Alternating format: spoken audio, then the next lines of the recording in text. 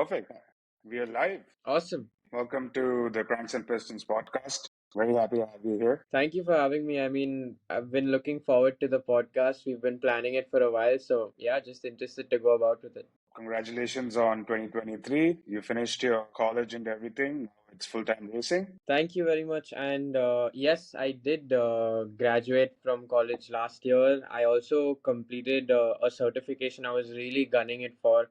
I was studying sports medicine alongside my BCom. So Okay. I gave the exam maybe 2 3 days ago, and it went well. I got the certificate done. So just very glad with that portion right there, and yeah, looking forward to racing, giving more focus, more time towards motorsport. Fortunately, it's been that way since a while, even with education. Now it's just going to be even more focused. Yeah, so now we can expect like more and more victories coming out. Already juggling so many things, we have seen quite a few victories. Now, just excited to see more of Jamie's racing. Yeah, I mean, I just look forward. I'm extremely grateful for everything so far, and I just look forward. So how did you get into racing, motorsports, and from my understanding, you're self-taught. You didn't go to any school, racing school, nothing. So how did this all start out for you? It's like they say, you'll find the one, but not when you're looking for them. You wouldn't be hunting. You might not find the love, let's say, of your life. And Right. I think I'm in a similar spot where if I look back to 2018, the year I started karting, I mean, it was so out of nowhere. Uh, to give you a comparison or to give you an understanding, I was absolutely overweight. I was obese at the time. So, Okay. nothing related to sport I have ever done in my life. And the closest thing was maybe a football tournament like 6 years before that time. That was about it. The only thing I ever focused on was education and studies mainly because throughout my school life, I was a complete failure in every subject possible.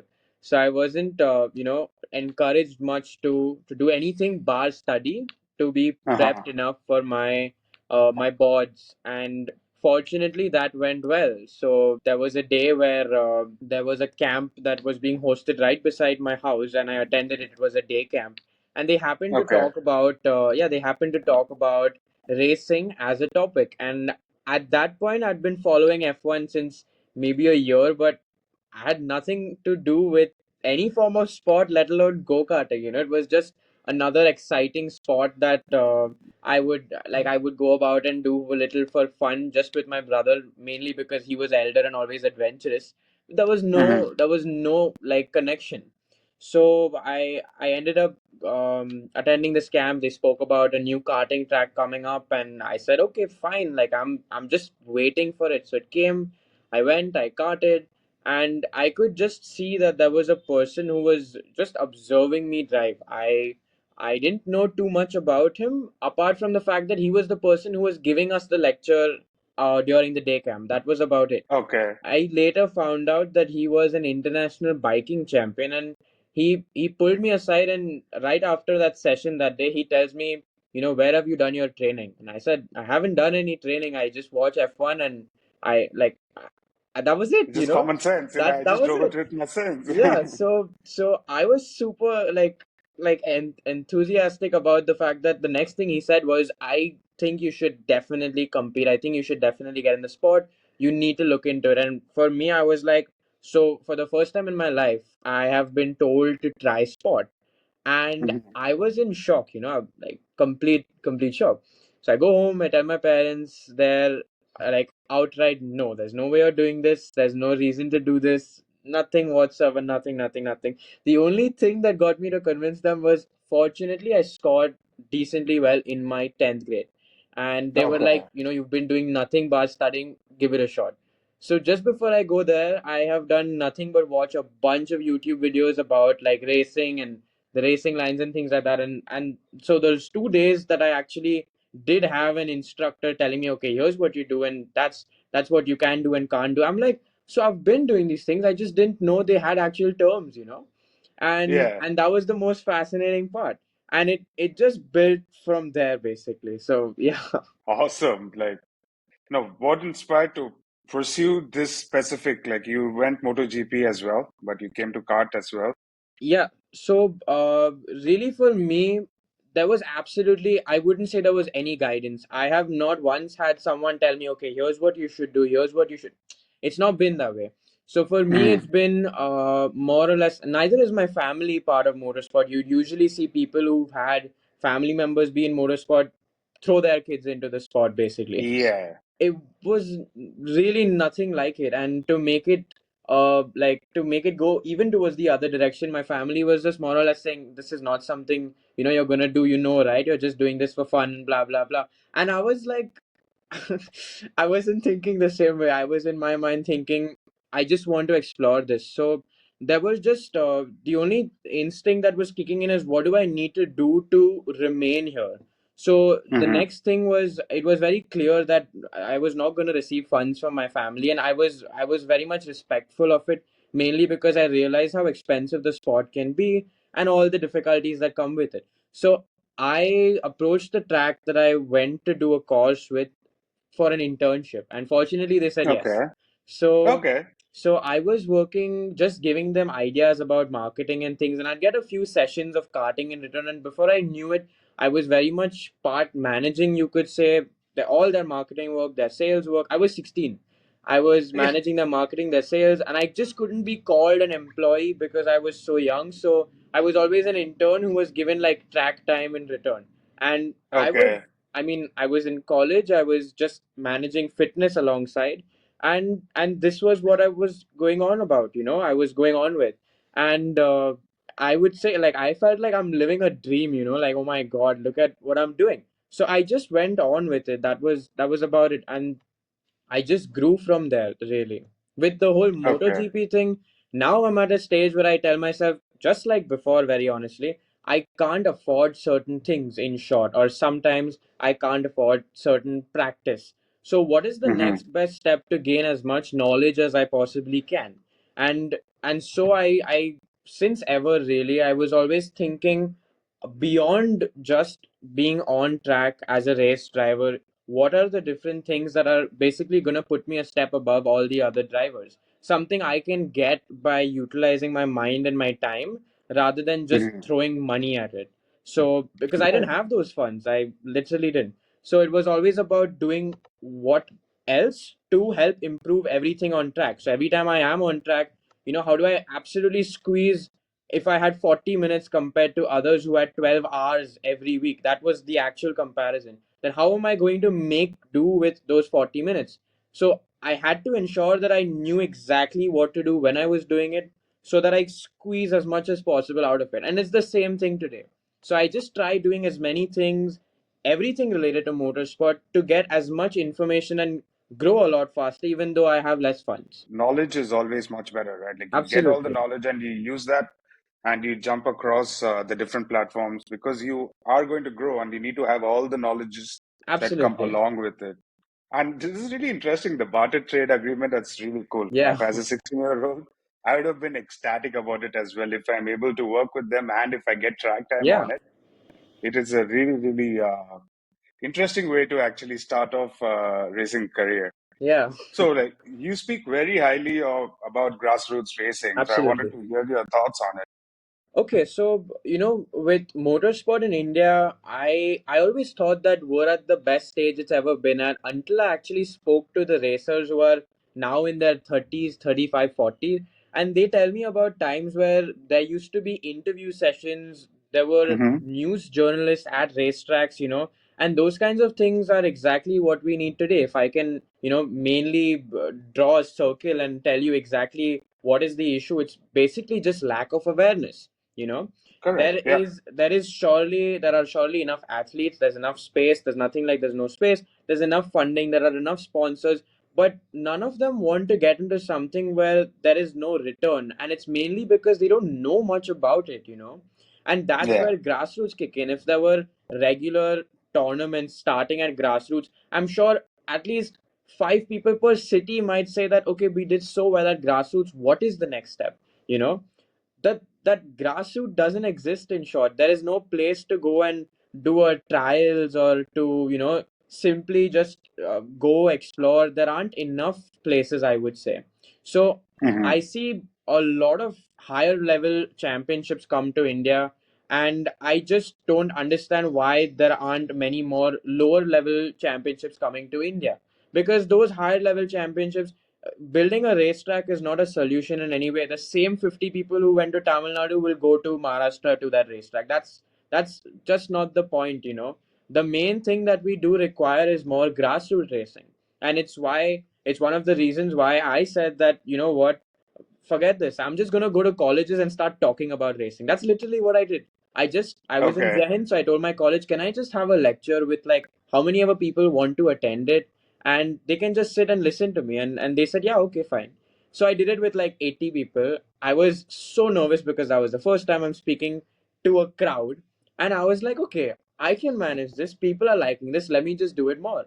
And it just built to the level where now we're in Gujarat, Hyderabad, Pune, Mumbai, like just giving lectures, and people are actually interested in knowing because these details, they're unfortunately not available freely. And so I Correct. want to change that, because if there's just knowledge that's freely available, I'm sure more people would be making more decisions. If it's something that people don't know about, there's nothing that's gonna happen out of it, you know. So Correct.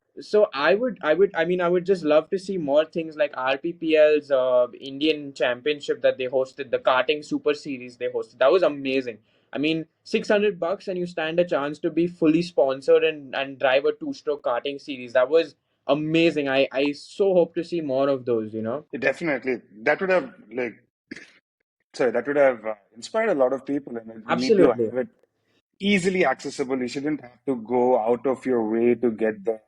And yes, the knowledge, you just need to get that inception in your head. You need to get that seed, and once you get that seed, you just let that grow up. And Yeah. I mean, that's how I got into racing as well. First, I was more of bikes, and then started watching more Formula One, and then now I came to India, and then I saw the championships going on. And I was like very impressed. I was like, this is brilliant. Yeah. It's small time right now, but it has very big potential to grow Right. up and like take you to the next level. It'll give you a lot of support and a lot of seat time. Ideally, Right. this is what you need, right? Like seat time. How much ever knowledge you have, you need that experience in the car as well. Exactly. I mean, even if I just go to compare the Indian F4 championship that they brought to India, the budget for that series is roughly about 75 lakhs to 1 crore. Now, Hmm. as insanely high as that is, if I just compare that to its counterpart, which is basically French F4, you know, it's Hmm. possibly 3 times cheaper. And that's Correct. insane to have that in your own country, you know, to have now a championship that awards super points. That is absolutely amazing. That's great growth. So you're doing a good job for the existing racers who are at, let's say, a top level of racing, where you're bringing them back to India. Most the Hmm. way racing is, unfortunately, is there's just a glass barrier between India and the rest of the world. And now we're breaking through that glass barrier with these championships, getting our own racers back to India. And now it's time to, you Correct. know, do something for the people who aren't racers yet, who really want to be racers, who are curious, interested. You need to like react now, because like I'm sure everyone's aware, okay, motorsport, age factor involved, XYZ. Absolutely. I mean, the younger you start at anything, you'd just be better when you're 15, let's say, than if you started at 14 and now you're 15, you know. So Yeah. I mean, I just look forward to see more racing and more tournaments, more work done with the grassroots. Yeah. And I think like now it is slowly starting up. I went to a couple of meets in Bangalore as well. Not Yeah. in Bangalore, but around Karnataka. There was Rome Drag Me that I went for. I went for the Mysore Gravel Fest. And the amount of support they were getting there, it was beautiful. There were so many people there. Everyone were out there with their Exactly. family and everything, which I didn't do when I was back here in college. That was not what was going on because there were few events, but just very far and few between. Maybe the Chikmagalur race and the Nandi Hills race and all that. But they were not professionally done. There was no laws or rules again around the cars, and now they're following that. They have scrutiny for the car, and then they're put on the track, and they need to have the license, which gives them the proper experience, and you actually feel like confident to get on track and know that you will be safe. and it's not going to be like an anything can happen sort of an event. It's not going to be like a street race. Right. So, can you share a specific experience, like a moment when your younger racing time that made that impact? You told me that it was when you were in the event there on the track, and this gentleman, the MotoGP winner, he told you like, So how did that change your mindset? so that was possibly you know it was a milestone, I would say. I only progressed bit by bit here and there, and later when I was maybe 17 or 18, that I actually connect dots. I was like, oh my god, okay, let me just connect dots. My dad always wanted to race but horses, not ever cars. Okay, My mom loved cars growing up. She used to play with toy cars. I suddenly I mean, I had a brother who was always adventurous, whose favorite activity was go-karting. He was in okay, love with cars. So there were like points in my life that were just like connecting. Like if I can tell you, I used to love singing. I used to win award after award in my fourth grade, fifth grade, and that was the mm-hmm. same point in time in school where I just started flunking in every subject possible. And so my parents practically just picked me out of everything and told me, listen, you need to study. I look back and Focus, yeah. yeah, I look back and think that what if I was just getting average grades and they let me continue singing or let me continue doing some time pass football. I really might have not chosen motorsport after all, you know? So I see all these things as factors to be like insanely grateful for. And if I can name like a few more turning points, a few more moments where I realized, yep, I this is something that, it's gonna grow. It's gonna grow. So one of them, yeah, for sure, that day when I was at that track, he told me you need to do it. The next moment was probably during my training program because my instructors were wondering what have you been up to that these things, like why are these things like inside you, like why aren't these like things you're trying or attempting? It's already something you're doing. It was just terms. I had no idea what an apex was, for instance. I had no Mm-hmm. idea what a racing line was. I just felt like this is what is ideal. So, that was a turning point. Another turning point was my father was completely against anything until he attended the first race I actually competed in. And Okay, unknowingly, I'm this guy, like really short and tubby out of nowhere, who's just come, and out of I think 45 people from across, I think 11 states it was, I qualified. I missed out pole by like 0.01 of a second, you know. okay, So I was like, I didn't expect that, and my quarters, my semis, my finals, I was just P1, P1, P1. And in the finals, ultimately, just a rookie mistake, stepped on the brake too hard, locked up, straight in the barrier, go karting, oh, and a bunch of cars piled up. Races continued. I I was far off. I tried catching up. I caught up. I overtook, but ultimately nowhere close to the top three. And that was the biggest mindset builder of my entire career, because before I okay, actually tasted success, I tasted what it was like to feel like complete and utter garbage, like, and that was an important moment for me to realize you can't be flying. You need to be grounded, humble. You got to do your own things and you have to mm-hmm. progress. And the next thing right after that was I was just thinking about okay, how can I remain on track? And that's when I said, okay, internship. Can I just tell them if I want to do something? What do I do? I had no idea what an internship even was. I was just curious to be on track. So I just told them, this is who I am, and I feel like I can give you all ideas about some things you all can improve. And they were liking a Mm-hmm. lot of my ideas that I was just sharing with them just for fun. So they said, yeah, why not? Why don't you come, and why don't you like intern with us? And I said, okay. And so I was this 15, 16-year-old college kid. So I was losing a little bit of weight during the same time, and I was just having fun. I only had to manage my education and my fitness side by side, and both of them fortunately happened really well. At the end of the day, it becomes a win-win for the track and for you. Absolutely. I had no idea what like for many different things. Like I was building connects at the same time. I wasn't really aware of it, but it was growing, and all I could do was just be grateful, just be happy, keep moving. Yeah, I think like you said from your crash, yeah, that's where your whole mindset changed. That's really important. Yeah. You kept going, like you didn't give up after the Yep. crash. You kept going. You tried catching up, and that would have built significant amount of like confidence in you that you're like, it's all right.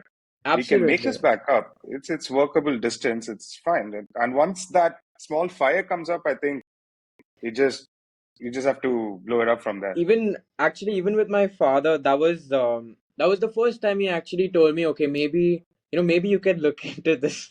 That was the first time. He hadn't done it before. That was the first time. And there was only one other moment where he really did this, and that was even beyond that, which was, we were in a meeting. There was someone who basically approached me and was telling me about, oh, we could help work together and see where Jamie grows and this and that. I was ecstatic. I didn't expect my father to like be very keen on it, but he said something and I was really glad. Basically, he said that I had no opportunities. Like I really didn't have the physique in any way, the support, or I just started doing anything, like just picked up here Mhm. and there, and he basically said something that will always stick with me, which is I created my opportunities, and that's why he's okay with me trying something out. And that was like one of the most like warming moments for me to realize that okay, my dad is he's being supportive, but he's at the same time like just not gonna let me do whatever I want. He's gonna make me fight for it. So I just realized that everything my parents do or they want is it's just for me, it's just for my goodness, but I'll keep doing what I have to progress. That was about Yeah, it. and now that you have the support, you can grow even more faster. Now Absolutely. that you know, Yeah. I would be nowhere without my family. That is for sure. Like I will 100% give it to them. and like it seems very clear, like they're also very adrenaline loving people. So this will be a really exciting time for them as well, like for your brother and for your mom especially. And that also, now it's just multiple horses and not single horse. You got multiple horses running on the track. Yeah. Walk us to your training method. You're self-taught. You did all this. You started from YouTube, so you got the terms ready and everything. So how did you line it up? Because you had some knowledge already in it. How did you line it up to get further? It was a little bit to do with like just three words, ability to cope. So Uh-huh. I I look back at my karting days where I was like prepping for uh it was a it was a national karting series with like much faster karts than what I was regularly given to drive with for exchange of the work I did basically. And Okay. so I was karting with rental karts and we were racing with what was called pro karts. I couldn't afford ever a pro kart session. So it was always about Mhm. whatever amount I got in return of the work I was doing. That was my practice. And like I said, to give you a comparison, it was basically 40 minutes with someone who was actually competing in the same championship. Roughly the karting time they got per week was 12 hours versus 40 minutes. So And they had a better cart as well. they had the same cars they'd be racing with in the championship, and they would Mhm. have they basically had what is called a solo. It's a device that would read you your telemetry, your lap times, where you're losing time, where you're Okay. gaining time, your speed through a corner, where you could improve. Basically everything it was in that just one device attached to their steering wheel. And Okay. I didn't obviously have that. So the next thing I was doing was I was using, like, if I was on track with someone or the other, I was using their heads as references. I was just seeing every time I pass by this corner, how close are their helmets or how far are their helmets. I was starting to, listen to the engine. I was trying to figure how high or how low are the revs every time I reach this particular tire barrier of this track through this corner. That would give me an understanding as to whether I was faster this lap or the previous lap. I was I was trying to figure where they were using their throttles, where they were using their brakes. So I was listening to their engines. So it just basically like maximized my senses, you could say. I was really focusing on different things because I just didn't have these different aids. And at the end of the day, I literally just had 40 minutes. That was it. And so when it came to the championship, we actually dealt with a lot of bad luck. We had at times a very difficult because I had to, even in the championship, I had to use a rental card. There was no, Okay. unless you owned a card, there was no option. So when you use the rental car, it wasn't the best because it's been used a lot. And Multiple so, people and everything is going yeah, to be off, right? The so settings are so going to be off. so there were difficulties we faced, but we ended the championship. In the final race we were in contention for the title, and we literally just lost because my engine completely gave up. I fell to Okay. fifth. I really, that was one of the best races of my life, mainly because we fell to fifth, and my engine had nothing, but I pushed, and we were just touching second, but there was not enough laps to make a move, and we finished that championship in second, you know. Okay. So it still wasn't bad. I was competing against these formula car drivers, these national champions, and I was not that unhappy with myself. I just knew how much potential I had, though. So, Hmm. I look back today, and it's the same things when we deal with difficulties and issues. I just know for a fact that because I was dealing with unavailability of things, I just made do with what I had, you could say. It's the same thing now. I don't have the most track time. I get practice maybe once in 2 months, once a month at times, because that's just what I'm capable of giving myself right now, budget wise. But I make do Okay. with it. I'm more than happy with it, for sure.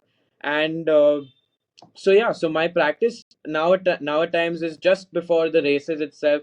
I have to be really strategic with how I really spend. I have to be strategic with when I practice, because I know everything is in limit for me.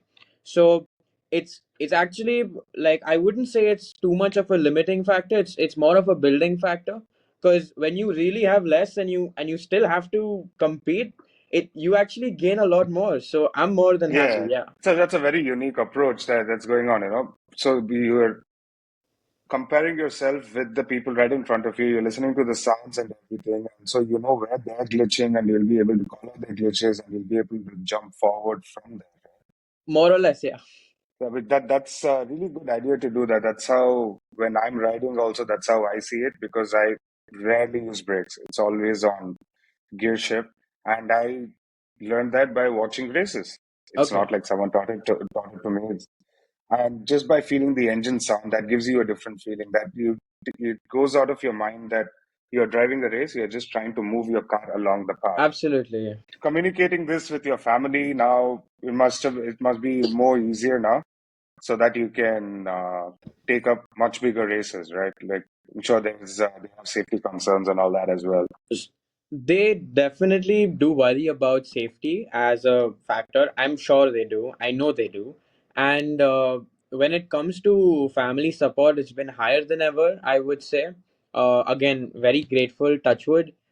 When it comes to races and competing, growing, it's now that my parents mainly realize that okay, this kid's putting in like effort to actually progress. He's not just sitting back, going to a track, driving, coming back home, going on with life. No, that's not it. Mhm. And quite frankly, it can't be just that.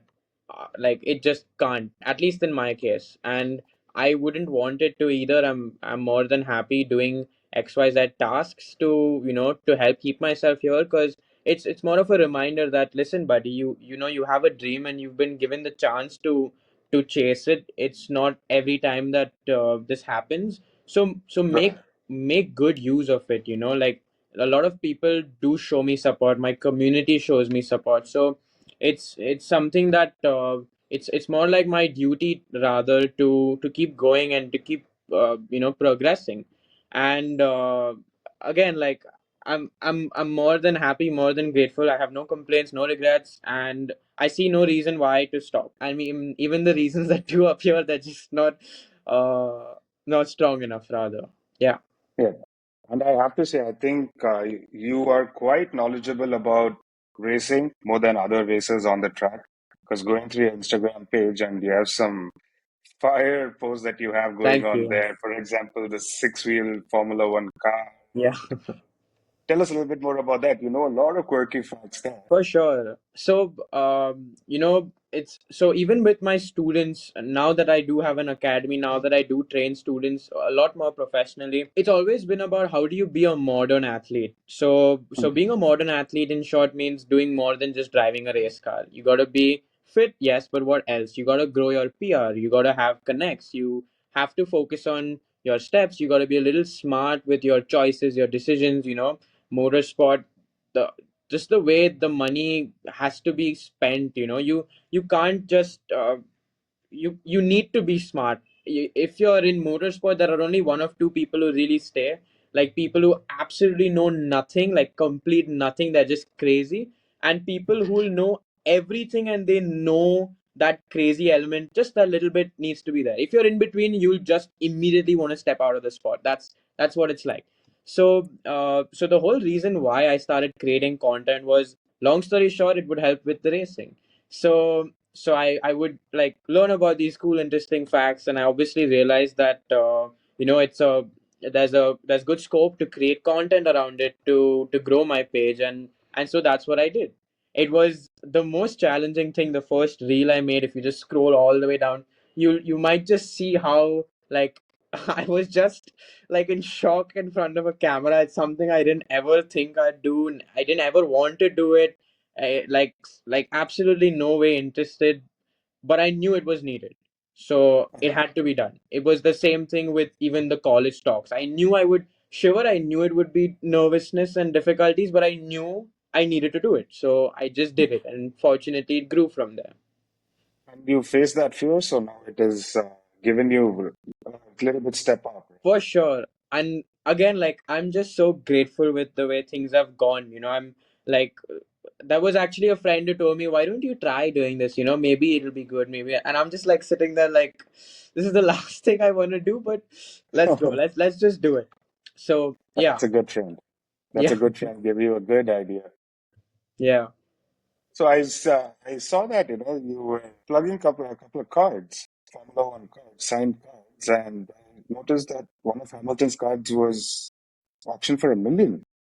Is there that were true? there were a lot of collectible cards that were even higher than that, actually. And so off late, obviously, because of Drive to Survive kicking in, Hmm. everything related to motorsport is just booming. Of course, that's Yeah, it's amazing for, mad now. yeah, that's amazing for just everyone, in short.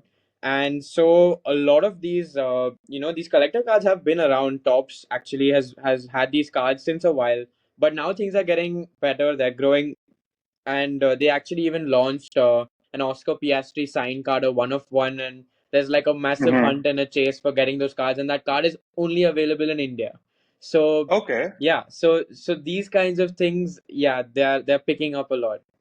Is that an Indian company, the one that make these cards? Tops is an international brand. Tops India is their Indian, I would say, their Counterpart, segment. okay.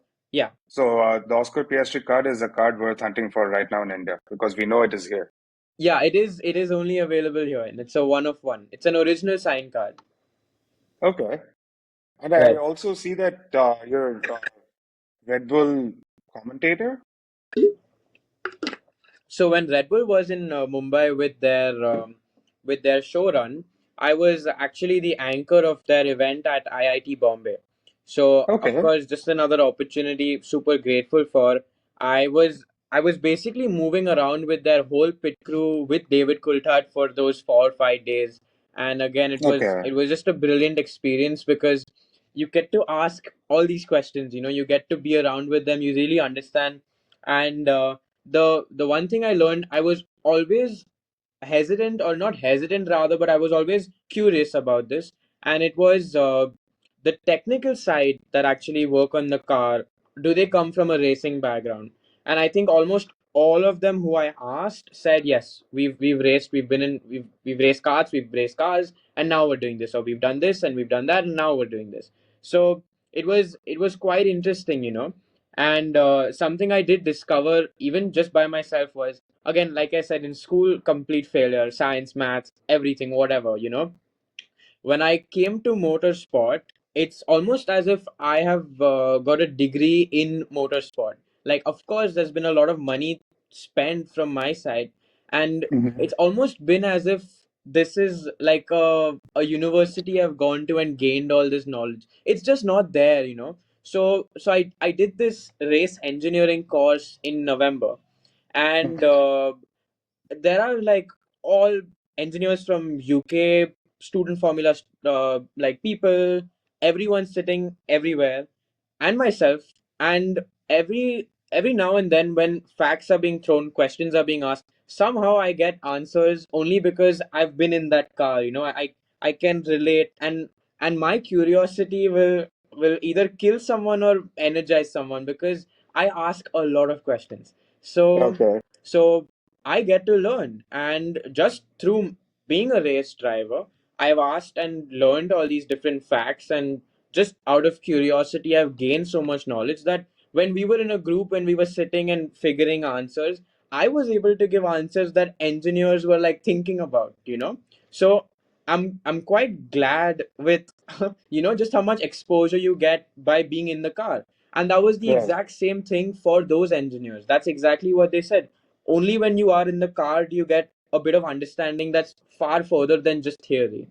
And so that was like an amazing thing that I got to learn. Yeah. I saw that. I saw the race engineer certification. I was like, okay, this is a possible, this is a possibility that I should give it a shot too. So I'm looking into that. At some point, maybe I'll.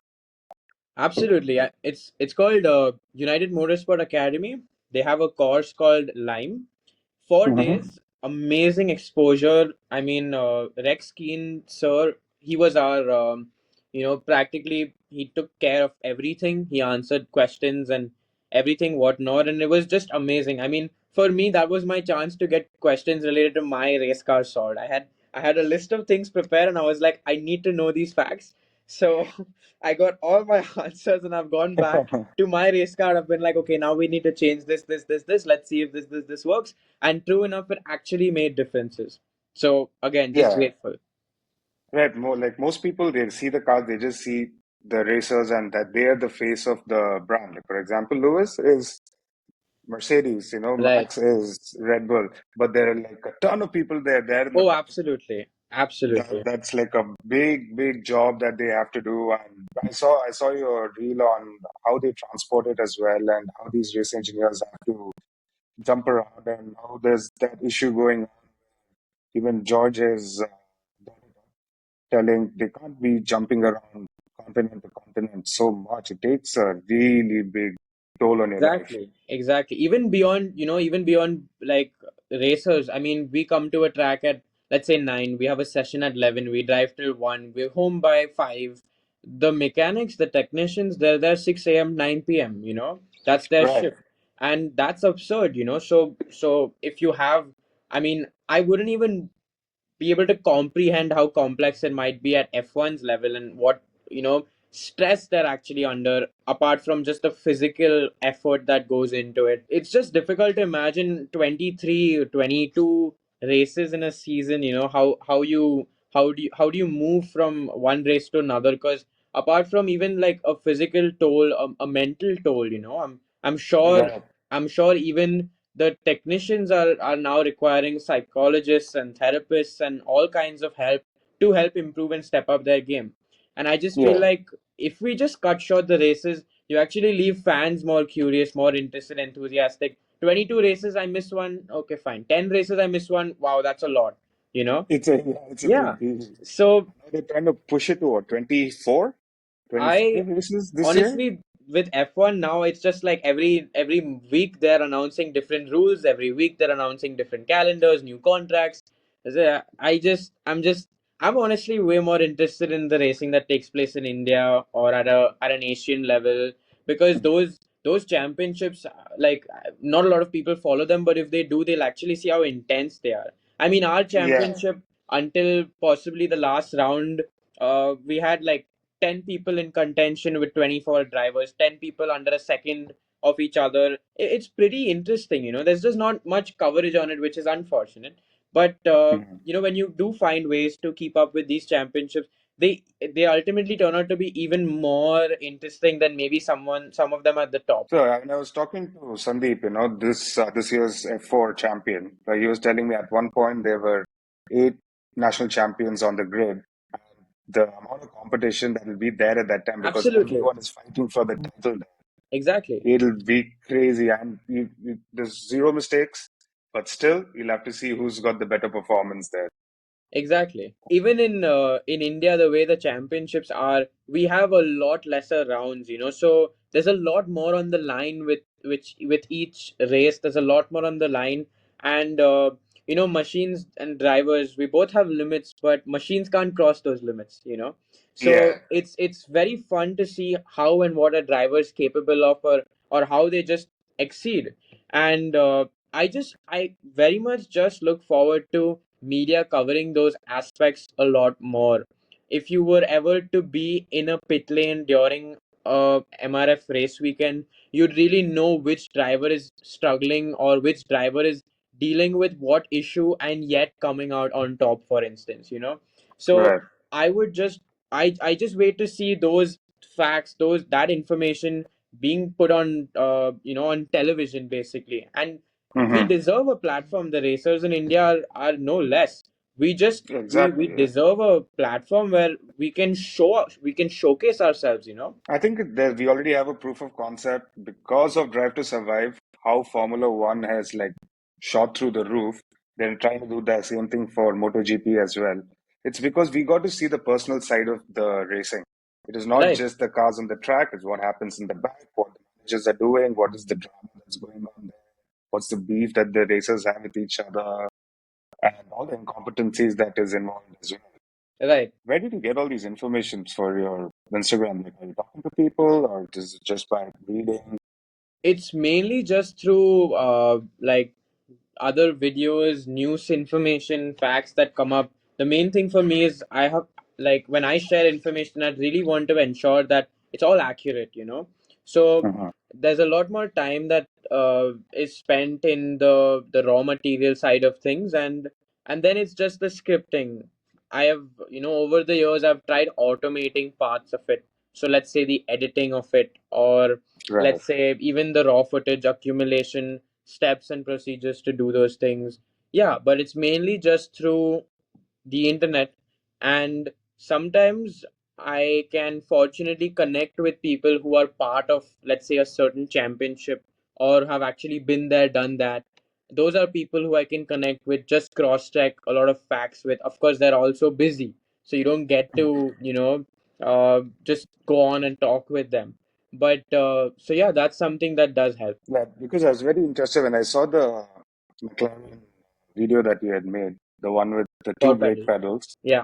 Yeah, so that was a very interesting one. Was it four pedals or three pedals? They had four pedals when Coulthard was driving it, mainly because he had a clutch, a foot clutch.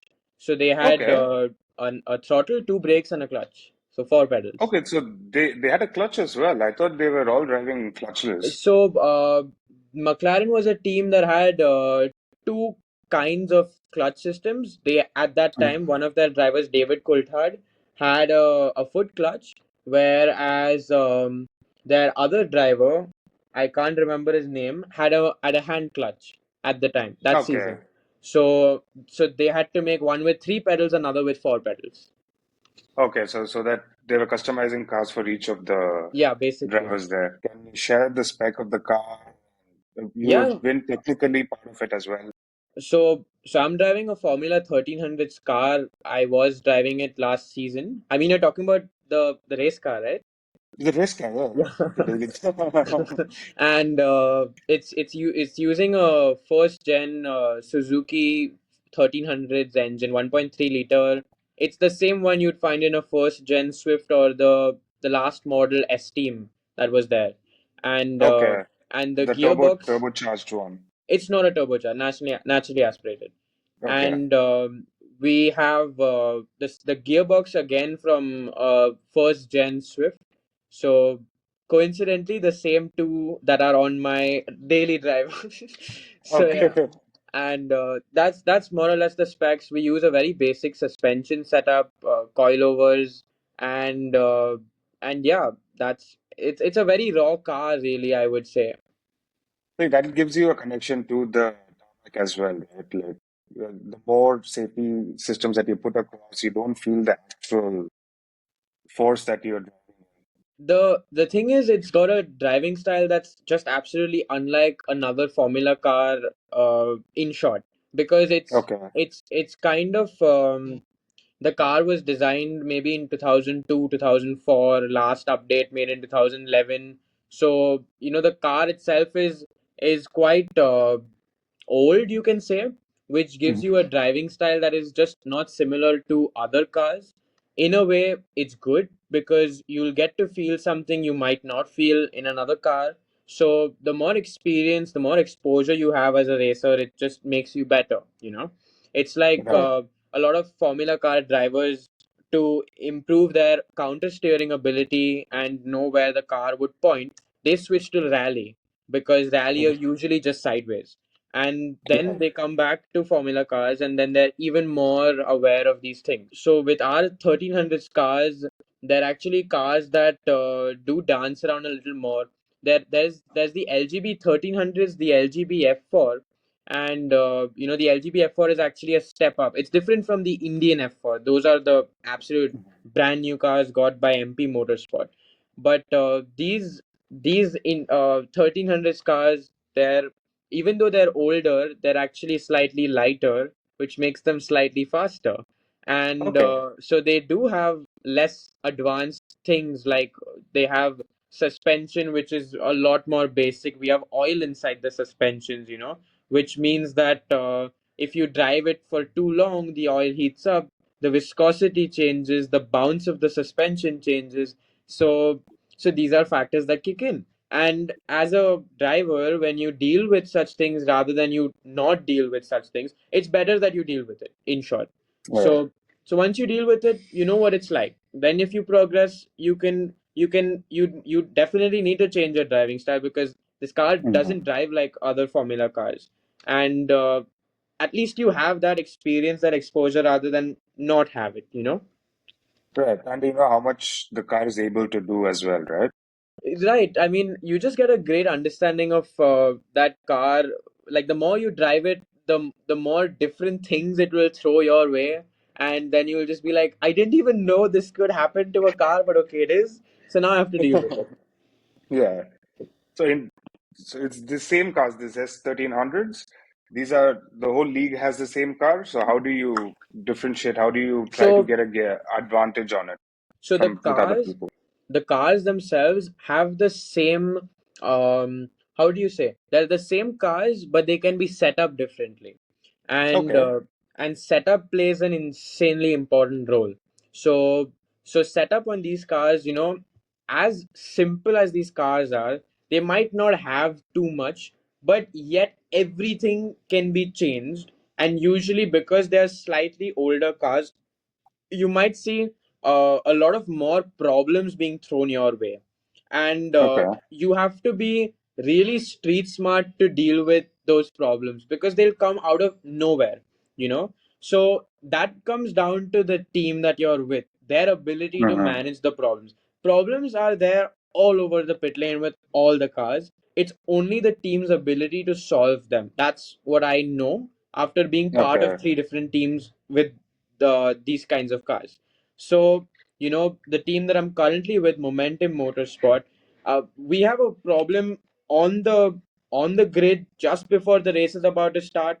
They'll make a decision as to how to solve it, whether to have a pit lane start or to start it right here to deal with the issue as a driver. So these are all things and experience that kicks in based on the team you're with, you know and but the problems, they exist all over. So the main Okay. difference between the cars is the setup. Okay. So can you go a little bit deeper into the setup? Like what Yeah. changes in the setup? Is so it uh, suspension settings, whatnot? so like for a car, the main thing, it's like if you had if you needed surgery and you put a Mhm. band-aid, that's what, let's say, your toe, your camber would be. And Mhm. surgery, which would be the best option, is your suspension. So basically, suspension is the main kind of change that you'd want to make, and toe and camber are like adjustments you make after your suspension is appropriate, basically. So Okay. you can make changes to your toe, camber, caster, anti-roll bar, of course your weight distribution diagonally with the car through the suspension again, Mhm. and of course you can stiffen, soften your suspension. Some teams are now even using different kinds of suspension, which is legal completely. Okay. And then there are like tricks that people come up with, which are like loopholes kind of in the rules. So like I didn't see this last year, which was like they basically had a pipe connected to the throttle body, which was Okay. flowing a lot more cool air directly into the throttle body when it was open. And I didn't see it last year, but this year a lot of cars had like a pipe just jutting out ever so slightly, and every time they'd pull the car in the pit, they'd cover it with a napkin as if there's nothing there, you know. So so like so these kinds of things, they keep coming up, they keep growing. Some teams might find an advantage with like something to do with the radiators, for instance. We need two of them, and the only place where they actually fit is behind the car like this. Now some team, I mean, suddenly might just place them a little more like this towards the floor. Someone might notice and try understanding why, and reverse engineer it, and then you might see it across the pit lane, you know.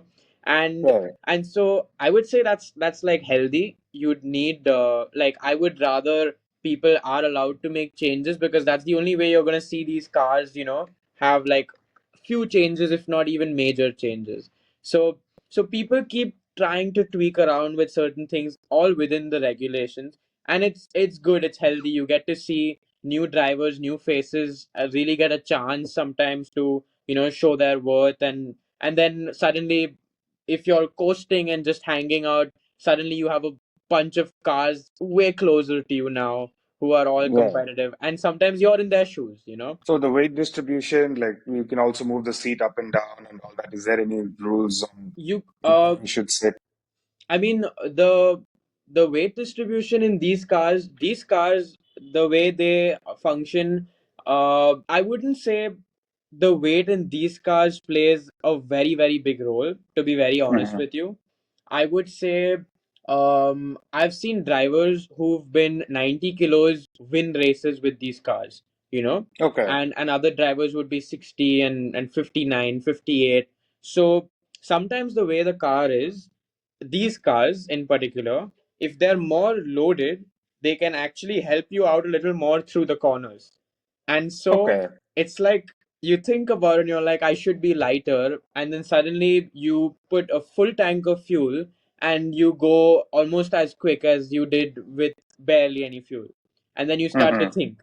So you can adjust your seat. It's a little, I would say, not the most modern tech. I mean, it's like you take a hammer and you whack the seat till it moves a little Okay. bit, and then you bolt it back in place, you know.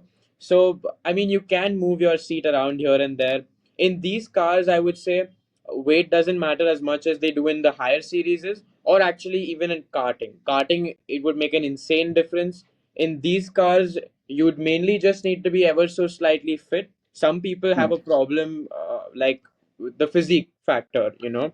So some people have a problem, some people don't. Mainly the people who have like heavy budgets all come from karting, and karting is actually more vigorous than car racing at times, because you don't have suspension, so your body is actually the suspension where it's absorbing all the impacts.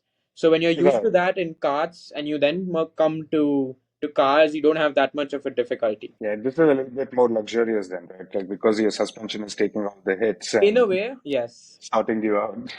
In a way. What was like one of the craziest changes that you've seen? Like you told me they had the rod for going straight into the throttle body to get some cold air into it. The What pipe, are yeah. some of the, yeah, what are, is there any more like crazy things that mechanics have come up with? Some interesting solutions for some uninteresting problems.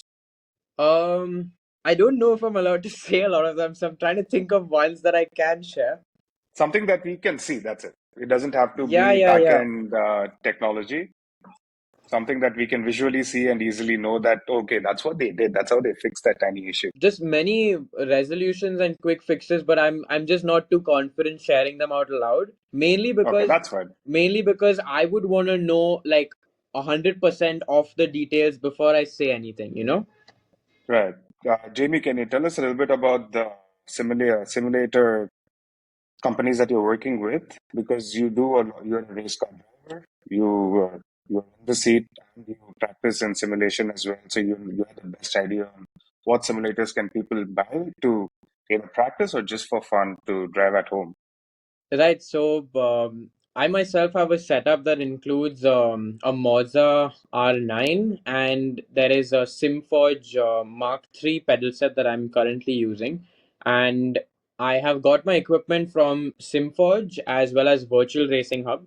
They're the same companies that I'm promoting through my Instagram and my other mediums.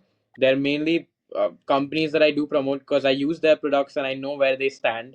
I have used other sim racing equipment, and even if you were starting at a very low level, or you were somewhere mid pack trying to grow and trying to find, let's say, that extra point 3 of a second, I would highly recommend the Simforge pedals, mainly because they're made in India, yet they give as much competition as the HV pedal sets that are out there, and Okay. they're about 3 times cheaper, yet they do an insane job. They're like, you can adjust the brakes to, like, it's just amazing, the experience, because actually those pedals, I set them to a level that's even more challenging than the real life formula car that I drive. And Mm-hmm. that just means that I'm building myself beyond what the requirement is, which is very essential as a racer, of course, because you'd want to progress. So the Simforge pedals, there for sure, I would recommend to people to buy, whether you're starting off or going forward from like, let's say, a midpoint. And I would say Mm-hmm. the Moza R9 or the R5. The R5 is a slightly less powerful wheel. The R9 is something that I would tell someone to take if they're, like, they're really getting in the car a lot, driving some super powerful cars. I would recommend that one instead. Both of them they've worked brilliantly. I do drive the simulator quite often. It's in Pune, so I make round Okay. trips Mumbai Pune, mainly for the academy and like my coaching academy. And when I'm there, I do use the simulator and I practice. Okay. What's an average budget that people can be they'll have to invest to get that basic Right. setup? So, leaving the computer aside, you'd need to invest roughly about 90K or 1 lakh rupees. And this would Okay. be a setup that should last you 3 to 4 years with ease. There shouldn't be a problem with that. And this is including the seat or the play seat that you'd require to mount these equipment on. So it's a one-time investment that will make a difference, mainly because if I was to compare it to a Formula car testing, you'd be paying roughly the same amount to go for 2 day testing. So if No. you had something that would last you for, let's say, I don't know how many multiples more, it's not a bad investment. It's pretty Okay. good. Yeah, and I'm sure like for people who want to race and not able to get in the car and race, this would be the closest experience that they can get, right? Sim racing is one of the best ways to get into motorsport. The main reason being, it's actually the reward process of sim racing. They've got so Mhm. many rewards coming up. Porsche, Volkswagen, they all have their own championships where the winners of those championships get real life races to be Right. part of.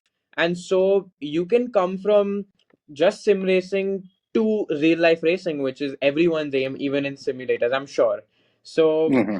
that's something that's amazing. And when it compares sim racing with real life cars, you would need to have, I would say, a good or competitive or realistic setup to compare it to a real life car. You can't buy the baseline setups and just say, oh, this is not similar to a real life car. Yeah, obviously. And You can't have a Logitech wheel and expect it to feel exactly like a car. in a way, so you'd have these certain growth points. The only difference between simulator racers and like real life racers that I mainly notice is a lot of sim racers use their eyes as like a main source of feedback, of information. It's their eyes mainly, especially maybe at a mid or low level of sim racing, maybe not the highest levels where they would possibly be using the exact same techniques that us racers use in real life. But the mid level, the lower level, they seem to use their eyesight a lot more. And so, a racer who is driving in real life, we don't use our eyes too much. It comes to a point where you rely so much on your hands, your butt basically, and just the feel of your body turning that to some extent. You just need your eyes to know that you're going to, like, okay, just be here or be there or be there or be there. That's about it, you know. We Just to don't calculate distance. we don't, I wouldn't say we use our eyes that much. I personally use just the feel that runs through my body a lot more. I can feel going over a crest, I can feel the rear slide, you know. My eyes would just be there to, like, okay, you know, you need to be just there, just there, just there. It doesn't feel like the primary source of information or feedback that is going to be then put in, you know. But in Yeah. simulators, I feel like that's absolutely key. Also, because of all the data they have on their screen, you know, they won't rely too much on feel, they'll rather rely on what a computer says. So if they see, oh, I'm point 0.5 quicker just by doing this, then okay, then that's what I'm going to do, you know. Then that's about it. I'm not going to rely on what I even feel like. So so that's, I would say, a very big difference between sims and real life. Yeah, I think even Alonso said that in one of the races. It's like his butt is not able to get all the movements, and it's like he wanted to change the seat. I think they changed the seat for Okay. race day so that he could feel the car much better. So yeah, we didn't go into Formula One. So who's your team? Who's your support? uh Who's your inspiration there? All-time favorite driver, Fernando Alonso, undoubtedly. um For sure. the biggest inspiration I actually had was through Niki Lauda. So I actually started following F1 after seeing the movie Rush, and until Okay. then it was something I wasn't very fascinated by. It was always running because at home my cousins or my father would sometimes just put it on and see what's happening, and I was just confused. I was like, who is Butt? Why is there BUT over here? Who's Ross? Like, what is going on? I wouldn't understand much.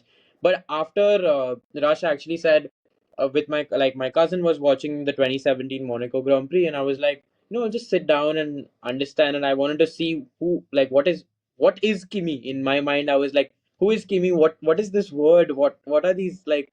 I was trying to still figure out their What are these names and names? exactly. So I was just in that little starting phase, and like I would definitely say the whole story of Nicky's, you know, the mainly his fight to return, his want to come back, and his his thought process of, yeah, I am a human, I have feelings XYZ, but this is my job, I got to do my job, so I'm going to do my job. And that is something I really, I would say I was just fascinated by. Nicky was a businessman, so he knew how to monetize and change that and keep it in a strict level. For me, I would say I'm the same too. For Rush was one of my starting points where I knew about Formula racing and stuff. We knew who Schumacher was and Rosberg, Hamilton, everyone. But it's just you don't sit down to watch a race because you're just going in circles. That was my understanding. And then I saw Got it. Rush, and then I just went full deep down there, and then I went into Senna, everyone, and then I started watching all the documentaries. Luckily, Drive to Survive came, which boosted up the inspiration to watch the race. Now I don't miss even one race. Like Okay. even if I'm slammed, if I'm away, I record it, I take it, and carry it with me. I just play it in the car when I'm driving. I just want to hear the sounds. Just by hearing the sounds, we'll know if anything happens. We turn around, look at. That's all.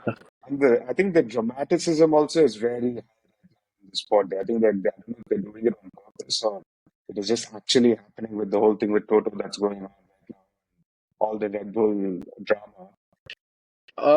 When it comes to, news information being put out there, I just look back at my championship. Of course, it's at a level that's far lower, but mainly a lot happens in a paddock or a pit lane, and then you rarely see it on YouTube. You sometimes hear it through a driver's post if they've uploaded a video and onboard those kinds of things, and you genuinely are clueless about what has actually happened, what are the actual challenges. It's actually the same with F1. There's so Right. much information, but a lot of it is not knowledge, you can say. So there's a lot of information being thrown on the net, a lot of information, and it's like not a lot of it is knowledge, which means not a lot of it is accurate, you know. So I don't really pay too much attention to a lot of the things going around. I more or less just focus on like what I actually fell in love with this sport for, and that was just the racing. So Yeah.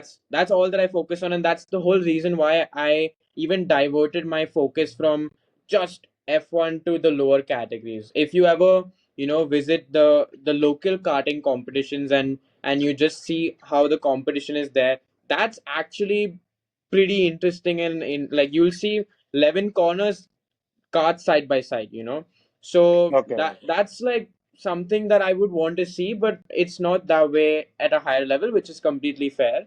And you'd rather now hear more about the drama than the actual racing, which is it happens with more people being involved in the sport and blah blah blah. Yeah, So and yeah. 98% is fake. They're just doing this for the sensationalism of it, just to create that buzz and hype and to keep their names relevant. Yeah, I Right, was very pumped for the Chennai race. I was for the street race. Too right. bad the cyclone came and ruined it. I was like, oh my God, it's going to be insane because I didn't get to go to the Hyderabad race. Okay. Hyderabad has a street track as well. I Yes. wasn't able to visit that. So Okay. Chennai is one of my hometown. Okay. My mom is from there, so I was really excited to go check it out. But then it's okay. I'd probably go for the season opener in Feb. You can even check out the Formula E race if it takes place in Hyderabad Okay, and when is that in to February. happen? In Feb. Okay, cool. Definitely. I went for the E-Prix once, so I haven't been to a Formula race yet, Okay. anywhere in the world. But Hong Kong had a E-Prix race, so I was lucky enough to watch it, and I was in a very good bird's eye point of view, so I got to see the Nice. whole track.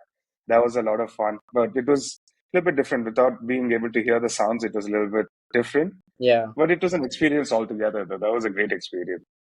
I mean, if it happens this time, it will be mega, right? Because we have an Indian driver in Formula E, Yeah, Jayan. and I saw Nick is driving Mahindra e-car. I know that he shifted back to Formula E, but I don't know which team he's a part of. I'm not 100% sure. Okay. I think he's testing for Mahindra probably. I guess he's the test driver for them. That would be a fun race to watch as well because we've seen him in that. Now to see him in this, it's going to be a different vibe. Congratulations on doing all this, Jamie. Really Thank you. inspired. And I wish you all the best, man. Like, we are looking forward to seeing you in the bigger series and the Thank bigger you, cars Nimesh. and making some moves. So before we wrap up, is there Yeah, anything else you'd like to share with our listeners?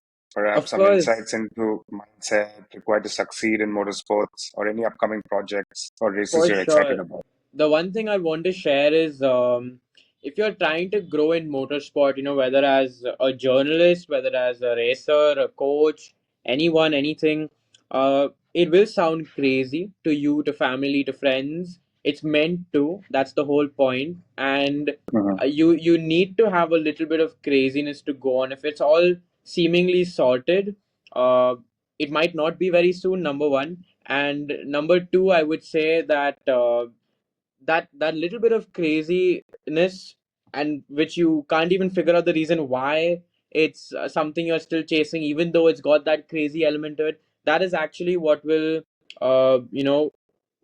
what will keep you going in a way, and it should be there because that's something that's ultimately going to make you realize that okay, despite these things I achieved XYZ, or despite these things I am here. And I Mhm. would just say the main thing is to keep going. I mean, the winners haven't been the ones who've won races, they've really just been the ones who've kept going, and then those guys have progressed into much much bigger people despite losing a whole bunch. So I would say just keep going. And I would just say for all the listeners out here, y'all are always free to reach out to me. I'm very proactive, I would say, with responses, with helping people grow in their careers. And I just wouldn't want to see anyone make the same mistakes I did or go through what I did. So I'm more than happy helping in every possible way. Yeah. It was really nice talking to you. Awesome speaking with you, man. Yeah, I learned a lot, man. But I'm going to be following. I'm going to be looking, waiting for your reels to come. Thank you. Guys, go give Jamie a follow. And you have a YouTube channel as well, right? Where you teach people a little bit about racing. I do, yes. So give him a subscribe, check it out, and very soon you can be on the track right next to Jamie as well, hopefully. All right. Thanks, Jamie. Thank you so much for your time. Thank you, Dinesh. Thank you so much.